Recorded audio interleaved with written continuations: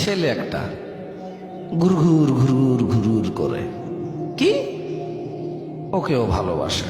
তো আপনি কিভাবে জানেন আপনাকেও ভালোবাসে? আপনি তো পর্দা করেন, আপনাকে রিচ করছে কিভাবে সে? আমি এটা জিজ্ঞেস করছি। আমাকে বলে যে 2 বছর থেকে একটা ছেলে ঘুরে, আমি আমার বাবার পছন্দ ছাড়া বিয়ে করবো না, ওকে বলেছি ভালোবাসি না, কিন্তু 2 বছর থেকে ঘুরে কত মেসেজ পাঠায়। আমি বললাম যে আমি আপনাকে ব্লক করে দিলাম, দেখি আপনাকে মেসেজ পাঠান। ওরা আর এক আইডি দিয়ে 2 দিন পরে মেসেজ দিছে, শেখ শেখ আমার আইডি একটু খুলে দেন। আমি বললাম দেখছেন, এটাকে ব্লক করে দিল, শেষ। কয়টা করবেন? একটা ছেলে, আপনি খুব ধার্মিক মহিলা, আপনাকে একটা ছেলে 2 বছর থেকে অ্যাপ্রোচ করে, আপনি খুব ধার্মিক আল্লাহ ভীরু, কিন্তু ওই ছেলে আপনার সাথে কথা বলার সুযোগ আপনি রাখছেন। আর একটা ছেলে আপনার ফেসবুক আইডি জানতে হবে কেন? আচ্ছা জেনে গেল, ঠিক আছে, বান্ধবীর থেকে জেনে গেছে, তো ও প্রেমের প্রস্তাব দিচ্ছে। আচ্ছা বুঝছি, ওর কাছে সুযোগ ছিল, ও দিচ্ছে। আমি তো করবো না, আমি করবো না, তো আমার সাথে করতে পারতেছে না প্রেম। আমি যদি না চাই যে আমাকে মেসেজ করবে না, তাহলে ওইটাও পারবে না। বোঝেন না কথা? একটা মেয়ে আমাকে বললো আই লাভ ইউ হুজুর, আমি বললাম যে আই এম সরি।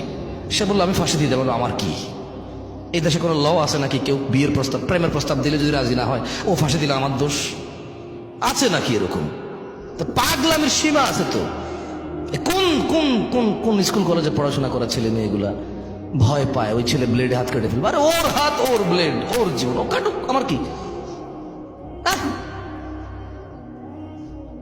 আমার দোষ কি? আমাকে একজনে বলবে যে আই লাভ ইউ, আমাকে বিয়ে করে ফেলতে হবে, নাহলে ও মরে যাবে, আমার দোষ। আর দেশের সরকারও তো এটাকে পাগল বলবে, ইসলাম তো এটাকে গুনায় ধরবে না। ওর কাজের জন্য ও দায়ী, আমার কাজের জন্য আমি দায়ী। তো এইসব ছেলে মেয়ের সোর্স অফ নলেজ কি আমি জানি না। একজন বলল যে হুজুর আপনি যে বললেন তাহাজ্জুদের নামাজ পড়ে প্রেমিকা চাওয়া যাবে না, কিন্তু হাদিসে তো আছে নেককার স্ত্রীর জন্য তাহাজ্জুদের নামাজ পড়া যাবে। তা দেখছেন কি বাপরে বাপ, কি বড় আলেম! তাহাজ্জুদের নামাজ পড়ে আমি বলবো যে ইয়া আল্লাহ আপনি আমাকে এমন স্ত্রী সন্তান দান করুন যা দেখে আমার চোখ জোড়াবে, এটা হলো এটা। আর সে বলছে ইয়া আল্লাহ জরিনাকেই আমাকে দাও। তুই জরিনাকে চিনোস কেমনে? তোর যে ইসলাম তোরে শিখাইছে যে তাহাজ্জুদ পড়ে দোয়া করলে নেককার স্ত্রী পাওয়া যায়, ওই ইসলামকে তোর জরিনারে শিখাইছে, চিনাইছে? ওই ইসলাম তোর চকিনা চিনাইছে? ওই ইসলাম জানলে তো তুই জরিনা চকিনা চিনারই কথা না। বুঝাই দিতে পারিনি।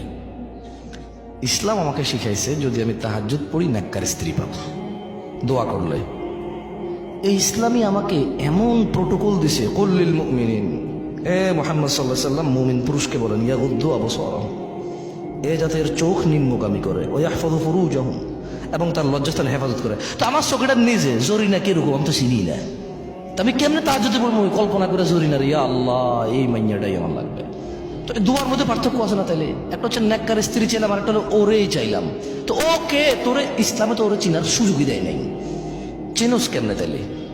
ও বেটা চেনোস কেমনে? ইসলাম তো আমাকে চোখে না জোরে নাকি চিনায় না, তাহলে আমি তাহাজ্জুদের নাম নিলাম কেমনে? ওর চেহারা কেমনে আমার চোখে বাসে? ও তো ইসলাম আমাকে অ্যালাউডই করে নাই ওকে দেখা।